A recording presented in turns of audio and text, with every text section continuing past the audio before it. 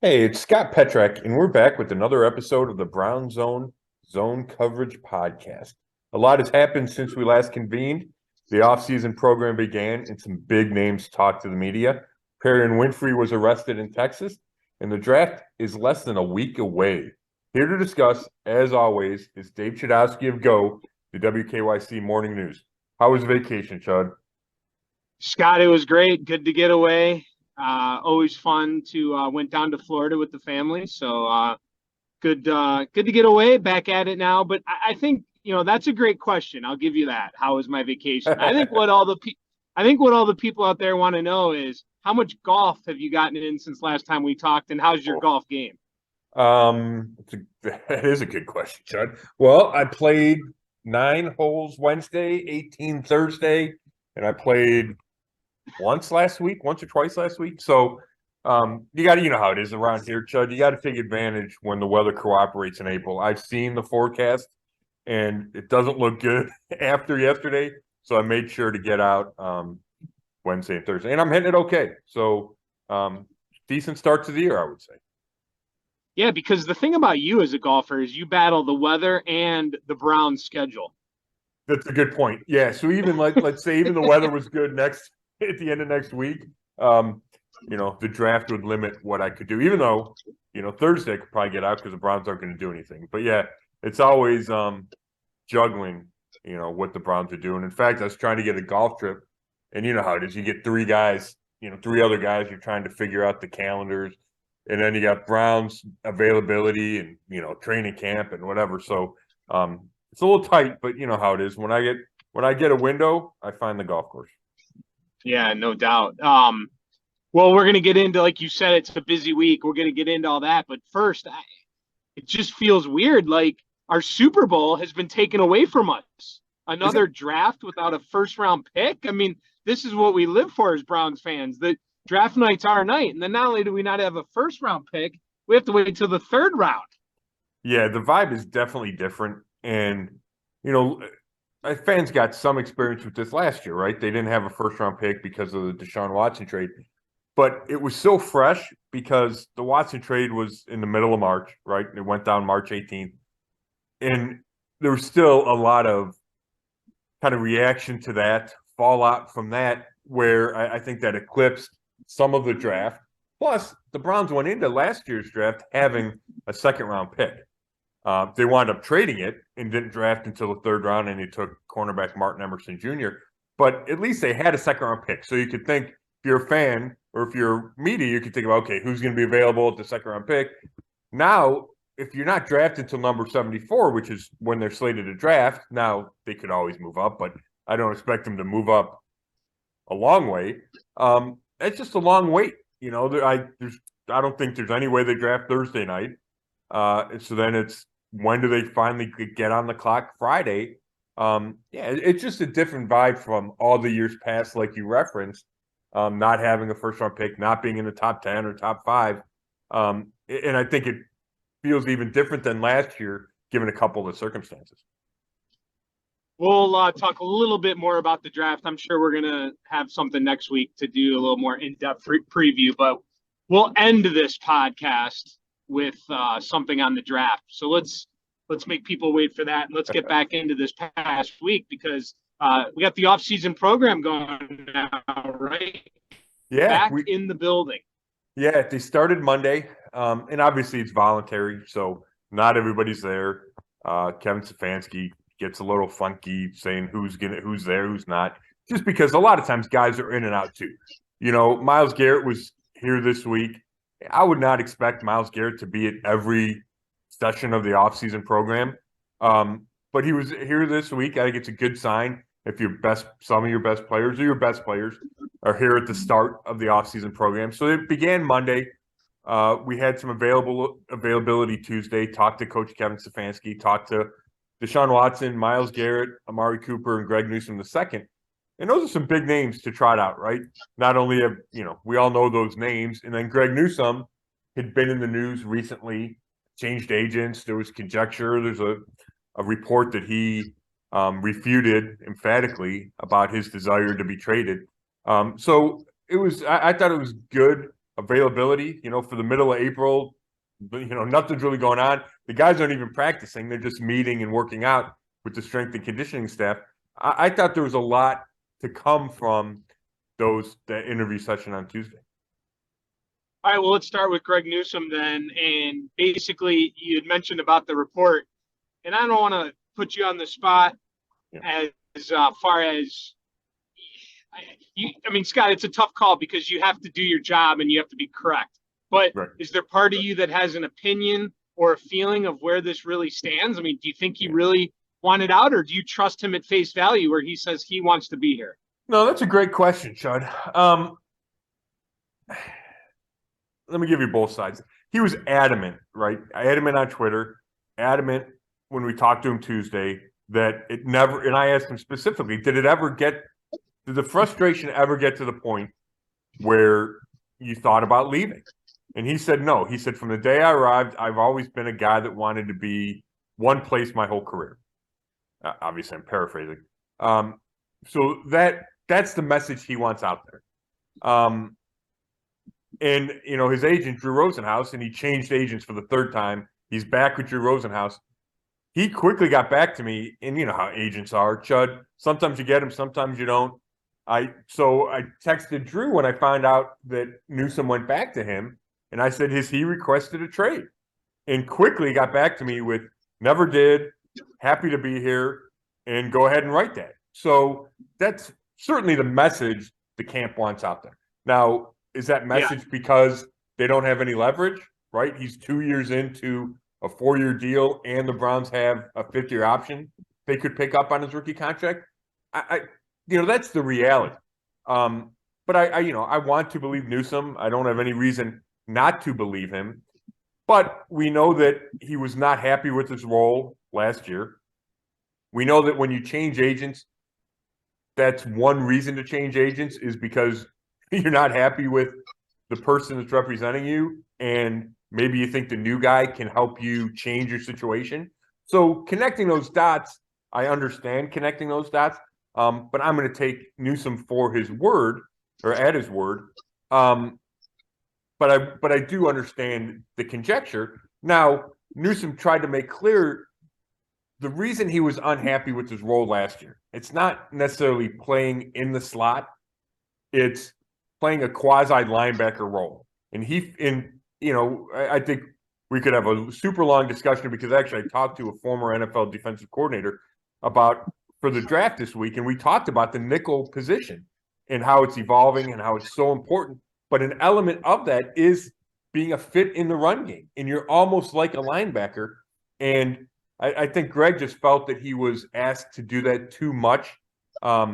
Maybe you could have replaced him with the linebacker, and he could have been outside, as opposed to being a nickel as much as the Browns were, and you're asking him to, fit the run a lot for a guy that's not that big. So, he said, hey, I'm fine covering guys in the slot, right? Which is a tough position. Three-way goes, you have to be extremely quick, you have to be instinctual. He just didn't like the fact that he was asked to participate in the run defense from inside that much. So he was honest about that. Now the question is, what's Jim Schwartz, the new defensive coordinator, what does he have in mind for Newsome, right? Is he going to ask him to do some of the same things? Is there a way for Newsome to play in the slot, but yet not be the quote-unquote linebacker as much as he was? It's going to be really fascinating to follow. Let me give you possibly, and we're going to get off of this in a second, and I am totally making this up here. Yeah. This is just me being the person that's going to maybe, the voice of some people that might sit here and try to connect the dots. Yeah. But of course, this is not official. So he was upset, fired his agent, possibly wanted out, maybe talked to Schwartz, maybe decided, things won't be so bad, I want to stay. Maybe that's it. Yeah, I think that's completely feasible, right? And if you throw that in with the Rosenhaus talked to Andrew Berry, and Andrew Berry said, hey, we're not trading your guy, that could all be in the mix here. Now, yeah, right. Now, Greg wants it out there that it never came to that point for him, that he always wanted to be here, He adores Cleveland, right? That's his quote. I adore Cleveland. But yes, we've been around professional sports, and in other cases, those are certainly factors and certainly scenarios that have played out. Now, it doesn't necessarily mean that Newsom's scenario was similar to that, but that scenario and the ones we've talked about certainly have crossed my mind. Yeah, no question. All right, I could have led with Deshaun Watson. We started out individually wise with Newsom. Sure. Let's go to Watson now. That's the other. I mean, that's big. I mean, the fact that he talked on Tuesday. I don't know if people at home keep score, but in the media profession, for you, who's the everyday beat writer, and myself in television, not there every day, but I'm talking about him on TV. That's a big deal when he talks on a Tuesday like that. It is, and I think it's somewhat common across the league for your quarterback to talk early in the offseason program. I'm trying to remember when Baker did and when he didn't, and you have to remember that 2020 with the pandemic, the offseason program was non-existent, right? 2021, it wasn't the same. So there's been, it's not apples to apples, but when it's Deshaun Watson, it's certainly newsworthy and noteworthy because we have not talked to him a ton, right? Once he started playing again, it became after game during the week. Before that, last offseason, with all the uncertainty and all the lawsuits hanging over him, he did not talk much. So for him to have his appearance as early as he could is certainly worth mentioning. He talked about it being night and day from year one to year two for him. He described last year as a whirlwind. And you know how I struggle with encapsulating everything with Deshaun Watson, right? It's so difficult because there's a million facets to it. So whirlwind doesn't feel like it has enough magnitude, right? Because you're talking about serious sexual misconduct allegations, an 11-game suspension, right? In which we didn't know until I think it was August 18th that it was officially going to be 11 games because it was, he agreed to that settlement.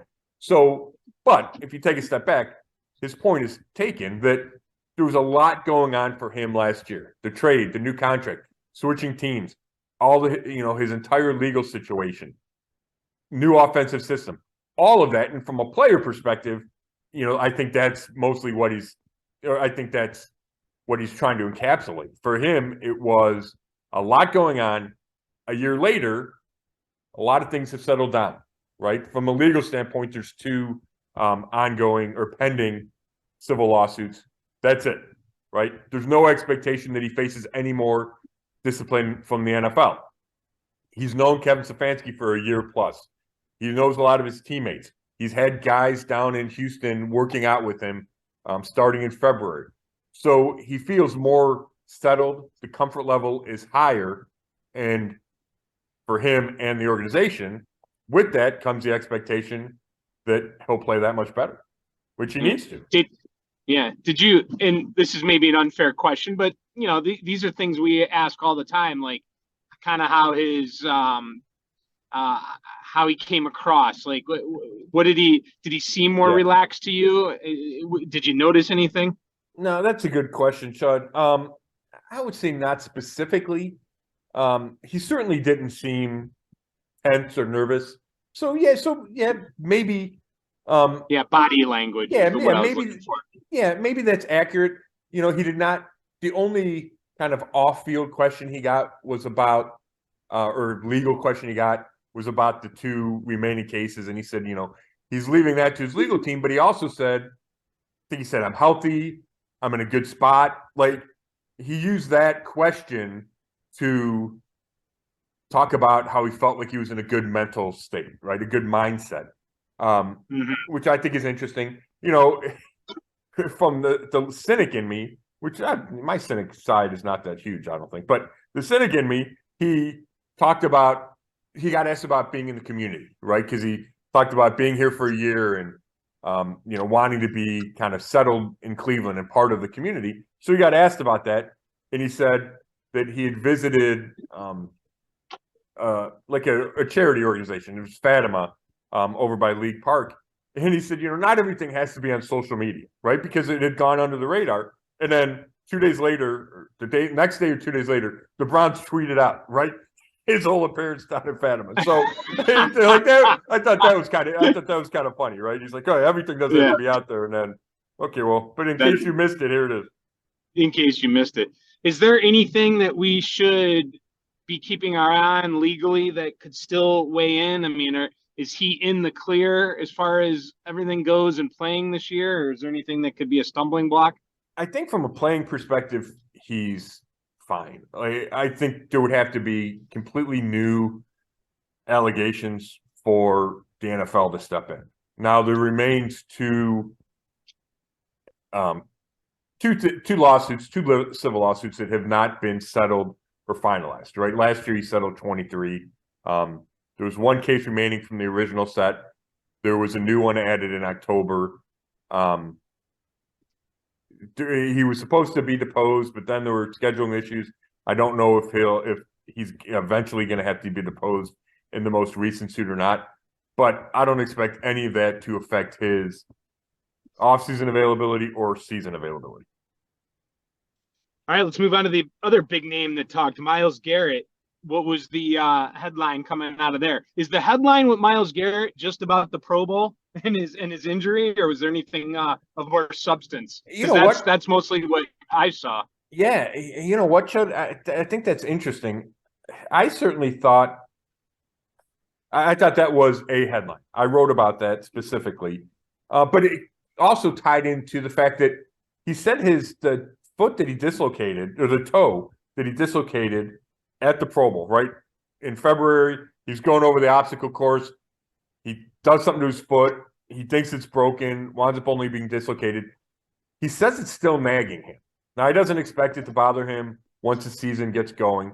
But, you're 2 months in. I think it's newsworthy. I think it's somewhat concerning that it's not completely healed. Like, he's still working out, right? We still see the offseason videos of Myles, doing his drills and lifting crazy weight and all that kind of stuff. So it's not like he's sitting at home waiting for the foot to get better. But it's still a factor. I think it bothers him that he's not 100%. He said the shoulder from the car accident is also nagging him, but he thinks that's going to be fine for the season as well. But then he said, he goes, I'm never going to do that again. I'm retired from obstacle course. He kind of ripped it, said nobody he talked to thought it was a good idea. They need to change, the Pro Bowl events to make it better, was his opinion. The other thought, from a football standpoint, or from a, Browns football standpoint, the contracts with Dalvin Tomlinson and then Obo, the defensive end, right? The D tackle and D end. They're long-term deals. Tomlinson's 4 years, Obo is 3 years. And so Myles got asked about, hey, does this feel like you finally have some consistency with you along the defensive line? Because for so long, outside of Larry Ogunjobi, who was drafted in the same class as Myles and played for 4 years and started for 3 and then left in free agency, it's been a pretty steady revolving door along the defensive line, right? Clowney signed back-to-back one-year deals. Before that, Olivier Vernon was here for, I think, 2 years. Sheldon Richardson was only here for a little bit at D tackle. You had the 1 year where the Browns signed Malik McDowell and Malik Jackson, and they only spent 1 year as the starters at D tackle. Last year, it was Taven Bryan was here for a year. Now he's gone. So Tomlinson should be here for a while. Obo should be here for a while. And I just thought it was interesting how Garrett talked about that. And he said, I hope we can build this long-term thing. And you add Jim Schwartz to it, and he wants to build his defense around that front four. And he said, he said he compared it to Philadelphia. He wants to be the Eagles, who for years had consistent guys up front, right? And now some guys would rotate out and you get older and they have new guys. But Brandon Graham and Fletcher Cox and Jernigan, and then they had Javon Hargrave for a long time, and Sweat's there.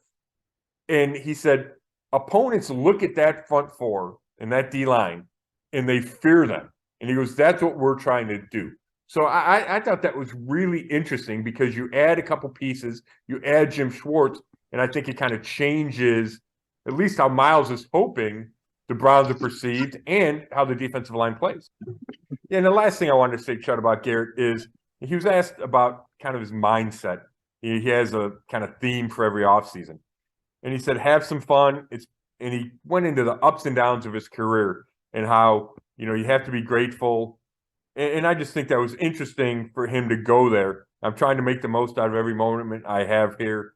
And, I think it encapsulates kind of Garrett's last year, right? He had that car accident early in the season that really affected the rest of the season. I think it was a scary incident that affected him physically and mentally, and just his overall career, right? We know it's great. We know he's an all-pro, been a Pro Bowler, I think it's 4 times. But they haven't had the team success. He hasn't been that defensive player of the year like he wants. So I think he's trying to kind of evaluate all of it and look at the bright side and be grateful for it and then build off of that. And I just thought it was kind of an interesting sentiment. It always seems like there's something that holds him back from just being the complete dominating season, whether it's COVID or an accident or what it be. We've seen greatness, but like it still feels like there's that even next level it could be overall. I completely agree. And part of that is because the expectations are so great. Number 1 overall pick. And he has those expectations, and he's not been shy to talk about them, right? He wants to be in the Hall of Fame. He wants to be Defensive Player of the Year. He wants to take his team to Super Bowls. But when you set that bar so high and you fall short at all, right? He's got 16 sacks each of the last few years. That's phenomenal, but it just feels like there's one more piece. And the other part of that is because he's so talented and athletically gifted, there can be more. Yeah. Let's move on to the injuries. Let's start with another big name that talked, Amari Cooper. And on Tuesday, he revealed that he had core muscle surgery in February. Yeah. At the end of the season, he had been bothered. It started, I think, week 13, the Cincinnati week. So it's Watson's second week back. And he was really limited after that. You'd watch him play, and there'd be some plays where he'd run really fast. He had 3 touchdowns against the Commanders. And then there'd be plays where it was obviously bothering him, and he wouldn't practice that much. So, but he wanted to avoid surgery at the end of the year. He's like, I hope I don't have to have it. Well, he waited a month after the season. It was still hurting him. So he had the surgery. Said he's feeling good. Everything's on schedule. The Browns are going to be careful with him. Obviously, there's no reason to hurry him back. I don't know if we'll see him on the field or how much we'll see him on the field in OTAs and minicamp in May and June. But I would think he had surgery in February. By the time you get to training camp in July, I would expect him to be either at 100% or really close. It shouldn't linger into the season. Now, the only question there is how much chemistry can he build up with Watson if he's not on the field, right? He hasn't been able to go to Houston and throw with Watson because of the surgery. So you do need to get on the field at some point. But he's not worried about it, and you would assume that the surgery corrected it, and it won't bother him this year. Are there injuries to talk about? Yeah, we went through Garrett. The other one that stood out to me, Chud, is JOK, right? Linebacker Jeremiah Owusu-Koramoah. Like, we knew Sione Takitaki had the torn ACL. Anthony Walker Jr. had the torn quad tendon. Jacob Phillips had the torn pec, right? These are all the other linebackers that were on IR at the end of the year and had major surgery. So we know that they're rehabbing. JOK had a foot injury. It was a Cincinnati game 2, week 13. Then went on IR and missed the rest of the year. So you just didn't know what it was because the Browns didn't talk much about it. It didn't seem that big a deal. But Kevin Stefanski said that he did not have surgery, but he's still rehabbing from it. So we're talking that game was December 11th. So this is 5 months since then, and he's still rehabbing the foot. So I think that just bears watching. There's no he didn't have surgery, so there's no reason to believe that this is going to be a major factor this year. But I think it's just, okay, do we see him on the field in May or June? Let's get an update from JOK at some point and see how that foot is doing.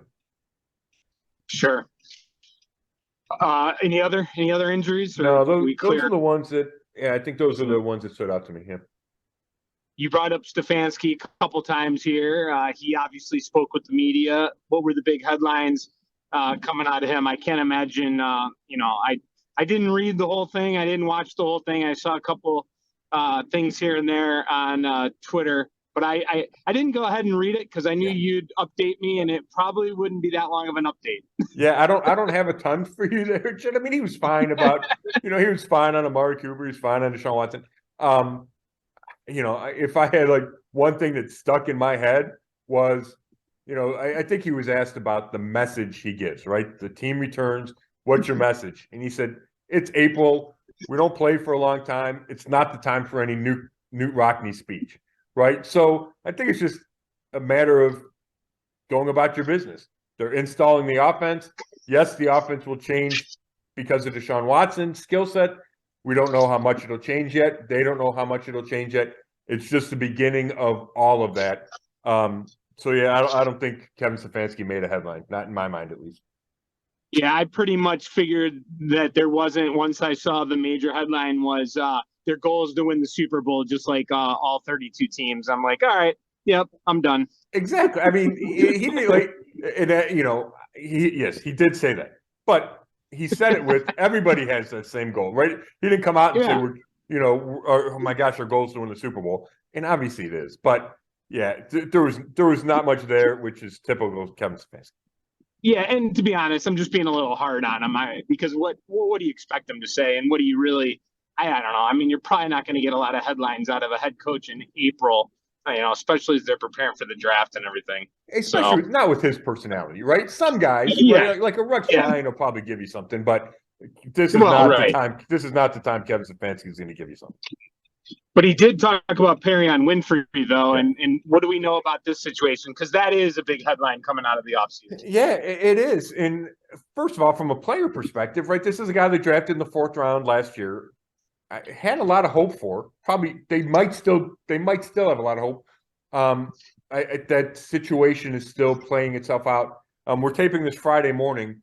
We're scheduled to talk to Andrew Berry, the GM, a little bit later. And I'm going to ask him or somebody. It's on my list of questions. If I don't ask him, somebody else will about Winfrey. Do they still plan to keep him? What's the situation there? Is there a chance that they cut him? Which I think is reasonable to ask given his situation, which we'll get into. But I don't expect Andrew Berry to divulge a whole lot either. But the point being that they liked Perion Winfrey, right? People remember a year ago during the draft, he had this great interview. He's barking, super excited, has a ton of energy, right? I think he's the type of defensive tackle that fits what Jim Schwartz wants to do. He's an attacking guy. He's not the biggest guy. He's athletic. He can, get into the backfield, penetrate the backfield from his tackle spot. But last year had maturity issues, was benched for the Jets game in week 2. Later on, he was inactive a couple times. So there were certainly maturity issues. So fast forward, I think last week, 2 weeks ago, it was like April 10th, I want to say, gets arrested in Texas and is facing charges for a misdemeanor of an assault misdemeanor. And it's a woman he was dating, accused him of grabbing her arm and pulling her. And there's not, so it's a misdemeanor charge, but because it's a woman he was dating, it falls under the family umbrella. But it's not just that, right? In the complaint is, he also tracked her, put a tracking device, I think it was in her car, went after her again at a different time. She says this was not the first time something like this happened. He was told he had to undergo a mental health evaluation. So it's serious. At least the allegations are serious.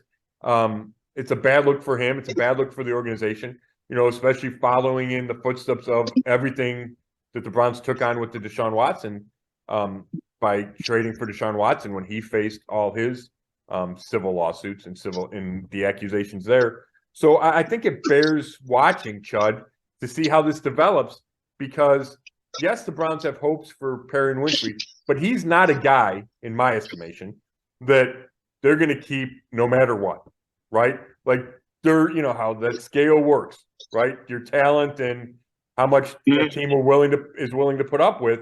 You know, I don't know how much leeway the team will give him. So I checked the other day. The next court date is set for June 1st, I want to say.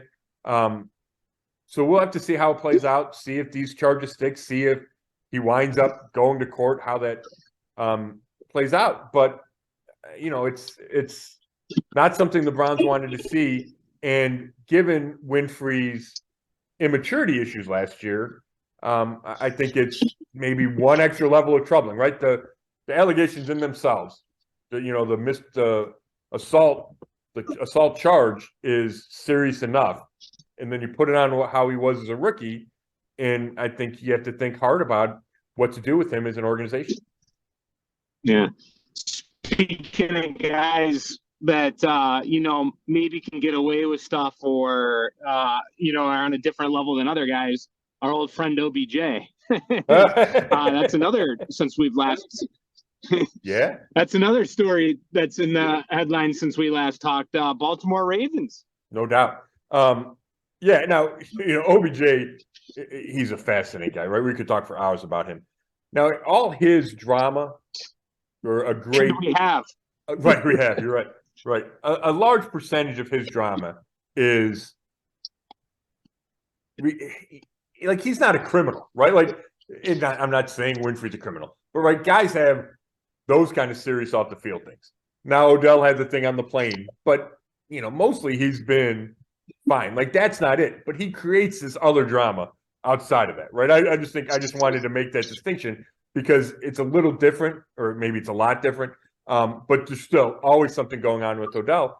I don't know about you, Chud, but I was stunned that the Ravens, and really any team, but the Ravens are the team that did it, gave him $15 million guaranteed. The guy didn't play last year. He's coming off 2 ACLs in the same knee. He talked about playing with the Rams without an ACL, and I think that only means that the ACL isn't intact. I don't think the ACL like magically disappears from your knee. But you know, he played, and then in the Super Bowl, the knee gave, and then he had to have surgery again. So he's 30 years old, hasn't played in a year, he's coming off 2 knee surgeries, and wasn't that productive before that, right? We know the issues he had with Baker Mayfield. In 2019, it took to the last game for him to get 1,000 yards. He's been dealing with injuries. He's been dealing with a lot of stuff for a long time now. We're talking, you know, 4 or 5 years since Odell's been Odell. And for the Ravens to pay $15 million, I know they have a desperate need at receiver. I know that they're trying to entice Lamar Jackson to come back, right, and figure out a way to make that contract work. But it feels like a desperation move to me. Yeah, I totally agree. I was stunned by the amount of money, but, you know, we'll see if it works out for him. I got 3 questions left. You good for that? Yep. All right, here we go. 3 more to go. One of them is the stadium, no longer First Energy Stadium. Yeah. That's gone. And also there's just been so much talk about the city and the Haslams and what's going to happen with the stadium. You know, what are you thinking there? Yeah, the naming rights thing is interesting. I think it's going to be temporary as Cleveland Browns Stadium. I know that the team's looking for a new sponsor. You know, if that happens before the season, I don't know. But it's not going to be forever be called Cleveland Browns Stadium. I know that. And then as far as the future, it's really interesting, Chud. And there are some dominoes that are starting to fall. I know there's a report, Darrell Ryder was the first that I saw it, about the state budget approving, I think it was $62 million. Or not approving, it was in the budget proposal.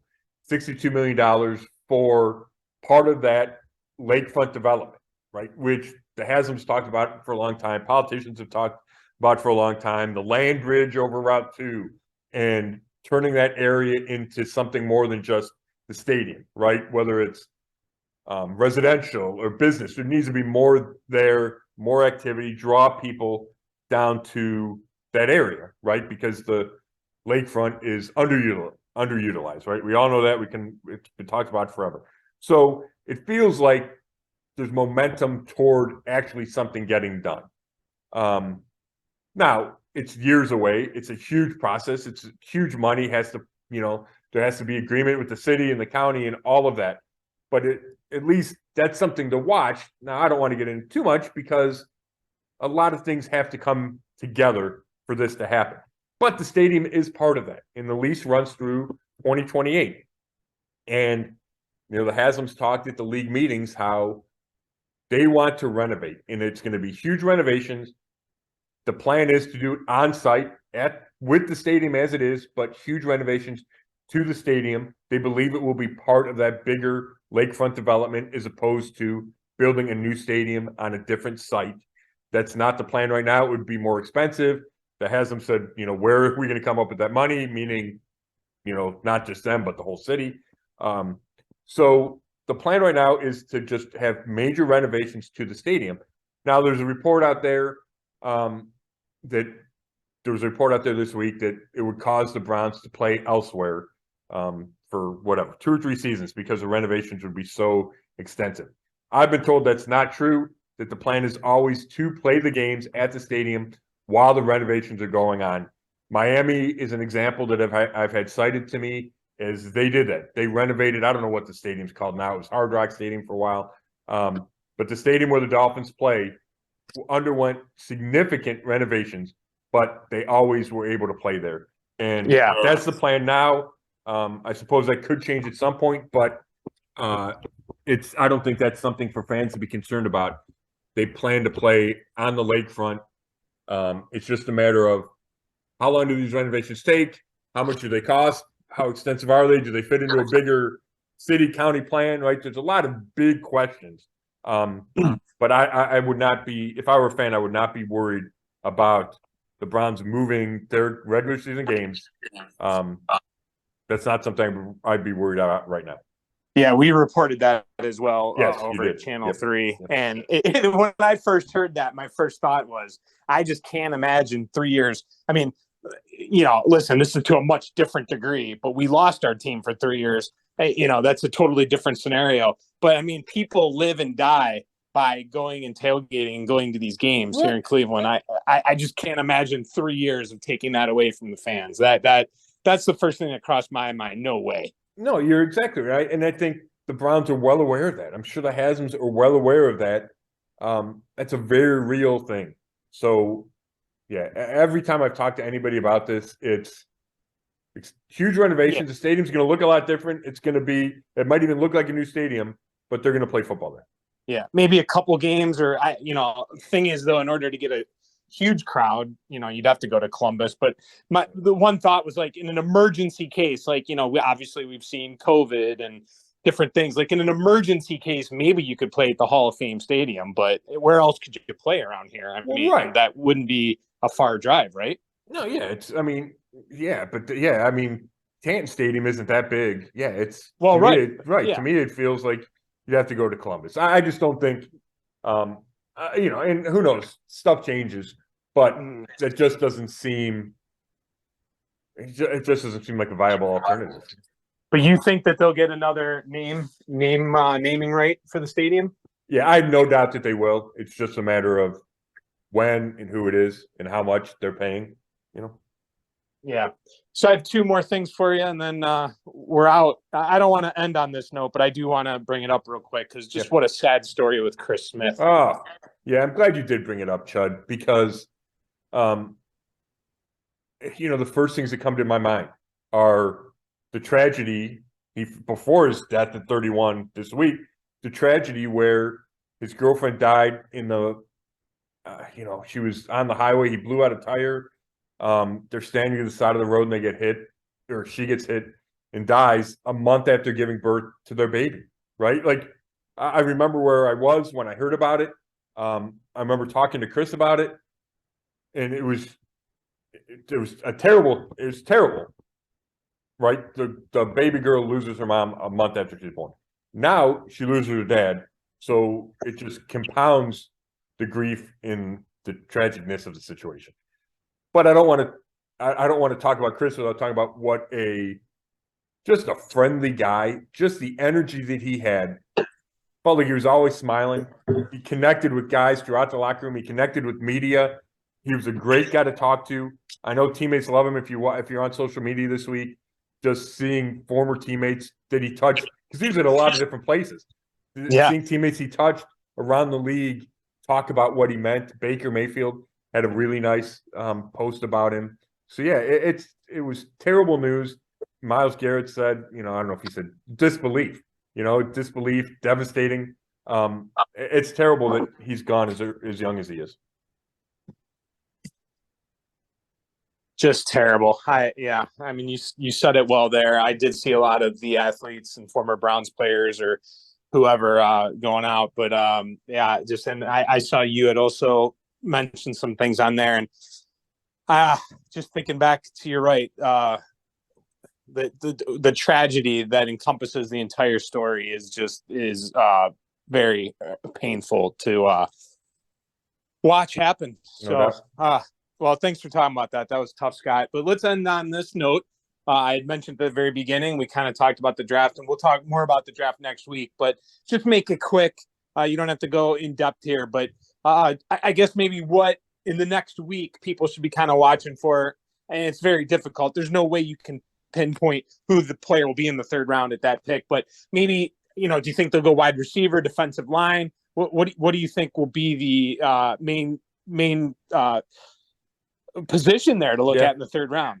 I'm starting to get tired here. Yeah, I hear you. I'm running out of gas. That's good. We got to go pretty soon anyway. No, I hear you. It's so tough though, Chud, because I want to say defensive line, right? I feel they're still short at defensive end, right? They have Garrett, they have Obo, Alex Wright and Isaiah Thomas from a year ago.